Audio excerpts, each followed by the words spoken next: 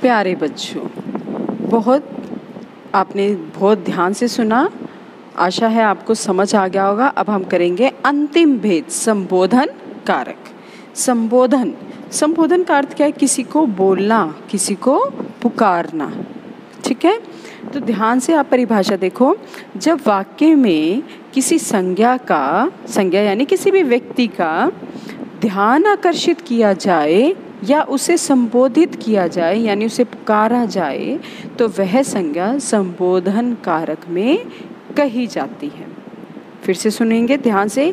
किसी को पुकारने के लिए काम आने वाले संज्ञा शब्द, किसी को पुकारने के लिए काम आने वाले संज्ञा शब्द संबोधन कारक कहलाते हैं।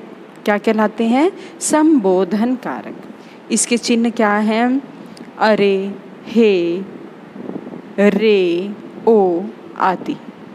ध्यान रहे, अरे, हे, रे, ओ आदि। अब उदाहरण से समझेंगे। ए बालक, इधर आ। हमेशा ध्यान रहे, संबोधन चिन्ह जरूर आएगा।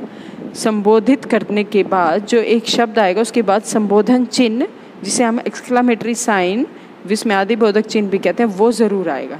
ठीक है, जैसे हे ईश्वर मेरे साथ क्या हुआ, ए बालक इधर आ। अन्य उदाहरण देखते हैं। अरे लड़के इधर मत बैठ, हे भाई ज़रा इधर तो आना। भाइयों और बहनों, ज़रूरी नहीं है हमेशा हे अरे ही आए, आप सीधे सीधे भी संबोधित कर सकते हैं। भाइयों और बहनों, ये भी संबोधन है। अपने प्यारे नेता को अवश्य वोट दें। लड़कियों चाकू से मत खेलो। तो इस प्रकार यह है आपका संबोधन कारक। ये सबसे आसान है, क्योंकि वैसे तो सभी कारक के जो भेद हैं वो बहुत आसान हैं। जैसे कर्ता ने कर्म को करण से संप्रदान के लिए, अपादान से अधिकरण में पर संबंध का के की संबोधन हे अरे। तो सारणी से इसे आप जब लिखेंगे अपनी कॉपी में तो और भी आसानी से आपको ये याद हो जाएगा, और एक गीत की भांति इसे बोल कर देखना है तो और भी आसानी से आपको ये समझ आ जाएगा। अब देखो, संबोधन कारक में अभी मैंने आपको बताया, जैसे हम कहेंगे हे लड़कों ऐसा मत करो, हे बालकों वीडियो को ध्यान से सुनो। तो इस प्रकार आप जब भी किसी को संबोधित करते हैं तो उसमें आपको संबोधन कारक का बोध होता है। अब सारणी के माध्यम से हम सीखेंगे। अंतिम देखो 8 नंबर पे संबोधन है हे, अरे, अजी।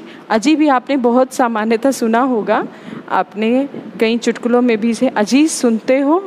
तो अजी हम किसी व्यक्ति को ही संबोधित कर रहे हैं तो वो भी क्या है? संबोधन कारक। किसी को पुकारना या बुलाने के अर्थ में संबोधन कारक का प्रयोग होता है। एक अन्य सारणी के माध्यम से भी आपको यह और स्पष्ट हो जाएगा कि संबोधन कारक हम किस प्रकार प्रयोग में लाते हैं। तो देखिए, अब आपके सामने है वो है अन्य सारणी। अंतिम देखिए, संबोधन चिन्ह हे, अरे, ओ आदि या संज्ञा जिस रूप से पुकारा जाए, जैसे हम कहते हैं लड़कों, भाइयों और बहनों, इस प्रकार। पहचान क्या है? जिससे कहा जाए, यानी जिसे हम पुकार रहे हैं या जिससे बात कर रहे हैं, वह क्या है उसकी पहचान।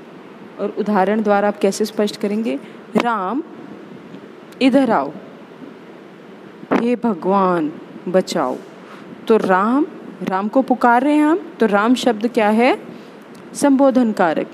हे भगवान, वह भी क्या है? भगवान को हम पुकार रहे हैं, अपनी बात भगवान तक पहुंचाना चाह रहे हैं, तो वह क्या है? संबोधन कारक।